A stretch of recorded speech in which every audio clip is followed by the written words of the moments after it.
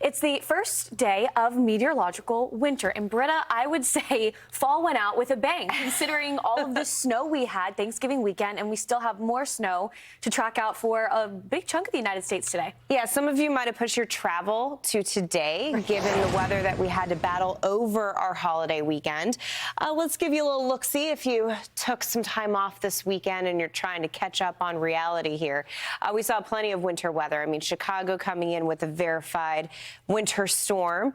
And now we're starting off this new work week with another winter storm on tap. So let's get you ready for what's going to be dished out over the next couple days. Looking at the progression here of the whole storm. Today, it is really impacting the southern plains, Texas, Arkansas, Louisiana. But as we go into the middle part of the work week, we work this storm right offshore, and that's where everything changes for the East Coast. If you're joining us up and down the 95 corridor, D.C., Philadelphia, New York, I know many of you are wanting that big snowstorm. Nothing's changed over the weekend. We ended last week knowing there was going to be rain.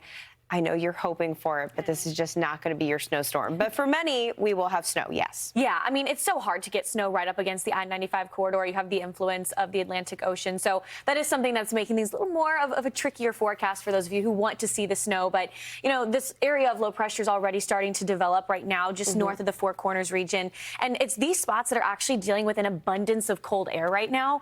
And so from start to finish, this is a pure snow event if you're in a spot like, let's say, Nebraska, even further north into the Dakotas. Yeah, and kind of great to see snow across the I-70 corridor. You know, at the beginning of this, you don't know how far that cold air is going to make it. For the Colorado Rockies, it's been extremely dry. We've had delayed start to the snow season, so this is great news. You know, it'd be nice to have a little more, but at least we have a winter weather advisory. Do be careful with travel. Whenever you have a winter weather advisory in place, it's kind of like the Weather Service's way of saying, hey, you need extra time. You're probably going to have some train controls up in the mountains. We are seeing most of that snow kind of translate into the central plains, so the pressure's coming off the mountains and going onto some lower elevation spots. But I-70 is going to be a tricky haul today across Kansas. Yeah, and I mean, I even think I-80 could be a little precarious at times as this system starts to slide further off to the east. But, I mean, spots like Des Moines and Dubuque, Iowa, they had a significant amount of snow. And so now you're tacking on even more to that. And I'm sure a lot of that snow is still lingering on the ground, considering the cold air. Yeah. So we could be talking about snowbanks, I mean, a foot and a half when you add it all together. We have not had temperatures above freezing. And you know what? With these winter storms, they kind of act like a vehicle to bring in the cold air. Right. So this one, of course, will bring in another batch of cold air. But to throw a couple inches of fresh snow, I mean, that whole stretch that got pounded so heavily is going to have an opportunity for a couple inches on top of what they picked up the last 5 to 7 days. Here's a look at Lincoln, Nebraska. We got the snow coming on down. Temperatures are bitter cold. I mean, we're in the 15 to 20 degree range here. So this feels more like a January snowstorm in comparison to a December 1st snowstorm.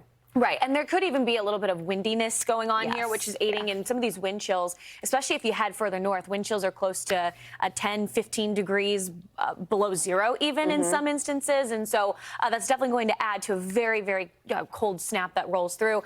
The good side of this storm, though, Britta, is the fact that it's moving fast. It'll be in and out within a few hours, and so that would hopefully mitigate some of the impacts. When you have a long stretch snow event, you can have trucks trying to de-ice the roads, salt the roads, do anything, and then the snow is coming down at too fast of a rate that they just can't get the roads clear. So thankfully, in this case, it doesn't seem like that'll be an issue. Yeah, Kansas City can pick up a good 3 to 5 inches of snow from this storm as we take a look at Chicago. Here's the time frame, and this is what Haley's getting at, is the time frame. 9 hours. It's a 9-hour snowstorm, and then you're done with it. But Chicago, you picked up, you know, 8 inches, depending on where you live in Chicago from the last go-around. This is like 1 to 3, maybe 3 to 5 for our western suburbs along I-80. So just be very careful with travel. Again, many of you pushed off your travel to today, and this road travel is going to be tough. This is getting into the Northeast by tomorrow morning, so we're going to break down the Northeast coming up. We know a lot of you are joining us this morning, and it's all about that rain-snow line. We got your back. Hold tight, and we'll dive into it. But there's the overview. It's going to be a busy first half of our work week with our first December storm.